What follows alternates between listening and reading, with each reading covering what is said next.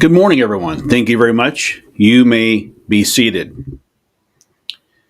My fellow Americans, today we come together to mark a momentous occasion, the 12th anniversary of the Deferred Action for Childhood Arrivals, or commonly referred to as DACA. For over a decade, this program has symbolized our nation's commitment to fairness, compassion, and opportunity for all.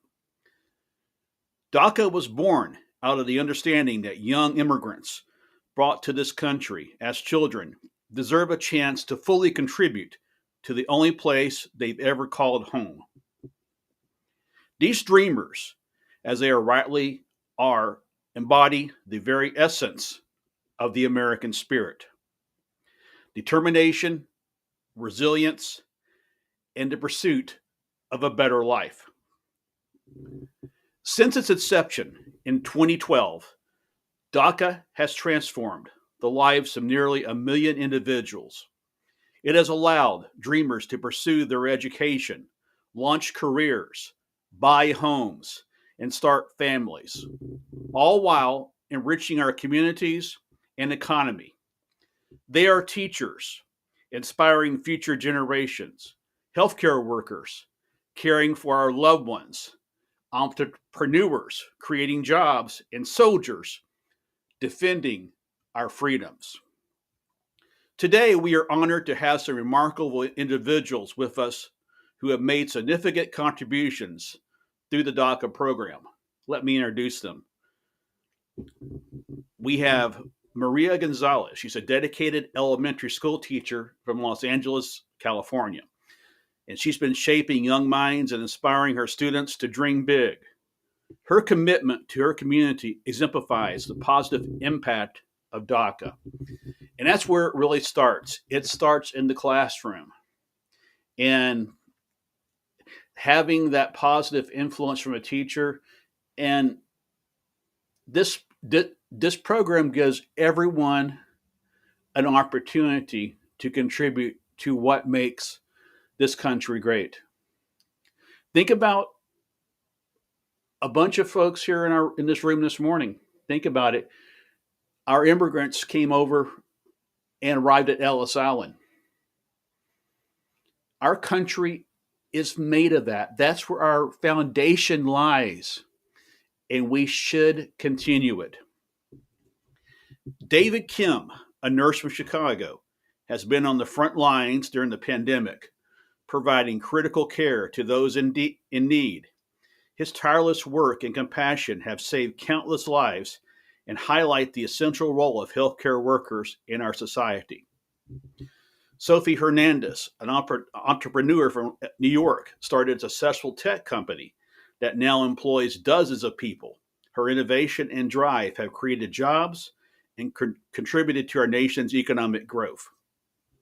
Michael Rodriguez, a decorated U.S. Army veteran, served our country with honor and distinction. This dedication to service underscores the sacrifices that dreamers are willing to make for the country they love. These individuals represent just a few of the countless stories of dreamers who have seized the opportunities provided by DACA and have been given back to our community by immeasurable ways.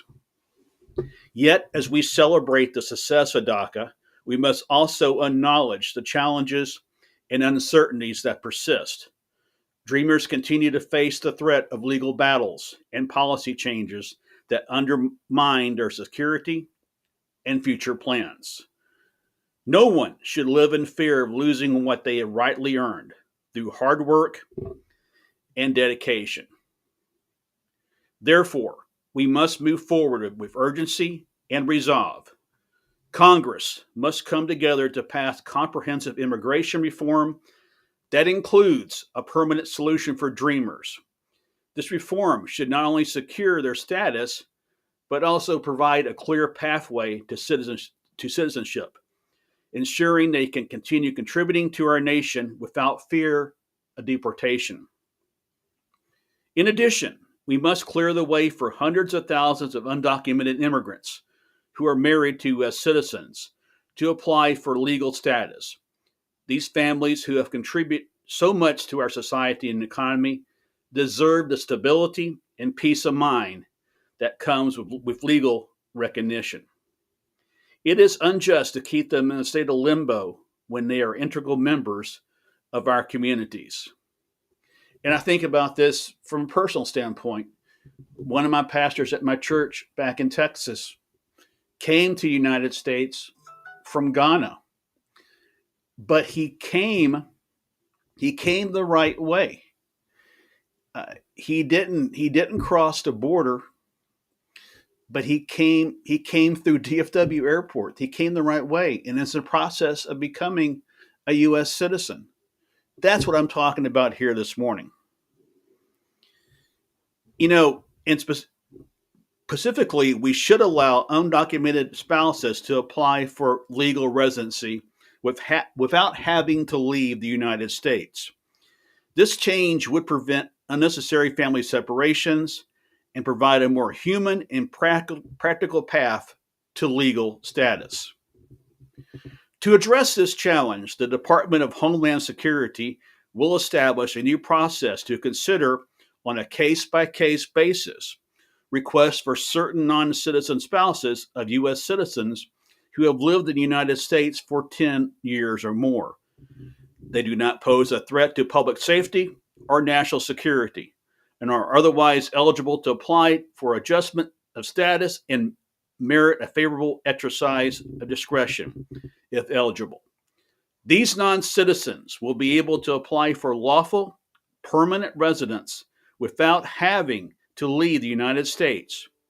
And DHS estimates there's 500,000 non-citizen spouses of U.S. citizens that could be eligible under this program to have access to this.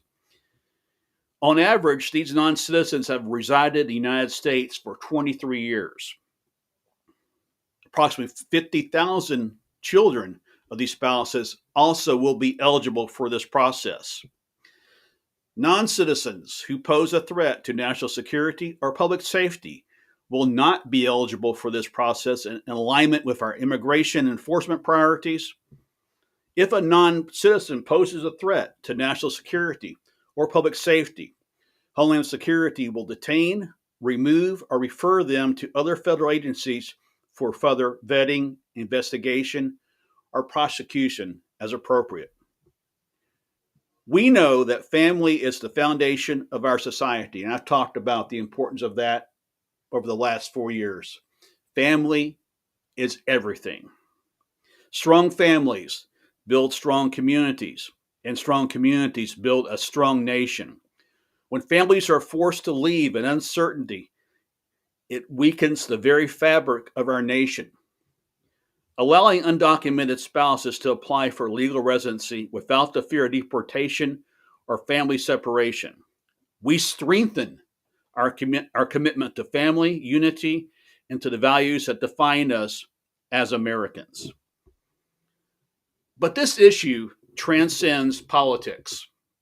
It's about who we are as a country. It is about reaffirming our commitment to justice, fairness, and opportunity for all. Individuals, regardless of where they were born, it is about recognizing that our diversity is our strength and that we are all enriched by the contributions of dreamers and immigrants who call America home.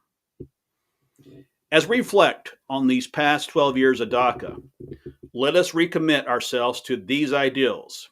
Let us stand with dreamers and their families, honoring their courage and perseverance. Let us work together to build a future where every person, regardless of background, has the chance to achieve their dreams and contribute to our shared prosperity. Together, we can uphold the promise of America as a land of opportunity and hope. In a land of opportunity and hope. And I just want to close with this, and this may date me a little bit in age, but there was a movie back in the 80s, and it was a remake of another movie called Jazz Singer. How many of you have heard about that? And the remake actually featured Neil Diamond. And it was the story of immigrants coming to the United States. And it was a story of a not so much the role that Neil Diamond played in the movie, but that his father was an immigrant from another country that came in to Ellis Island.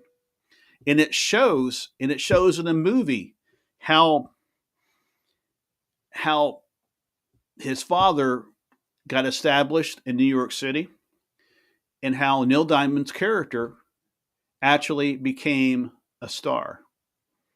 Neil Diamond's character in the Jazz Singer was probably one of our early dreamers, and probably even his father's character that was portrayed in the movie was probably one of the early dreamers.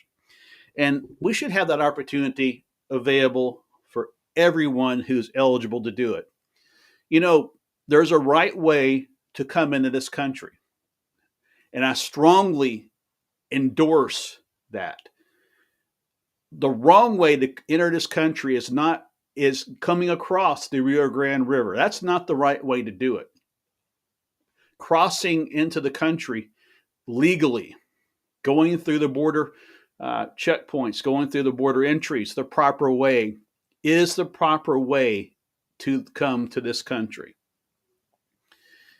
It is. And I know that we can continue doing this. We've been doing this for 12 years. And it's my goal to continue that and see that our country continues to be the land of opportunity for everyone. May God bless you. May God bless our troops. And may God bless the United States of America. Thank you all very much. Thank you, thank you, thank you. Thank you.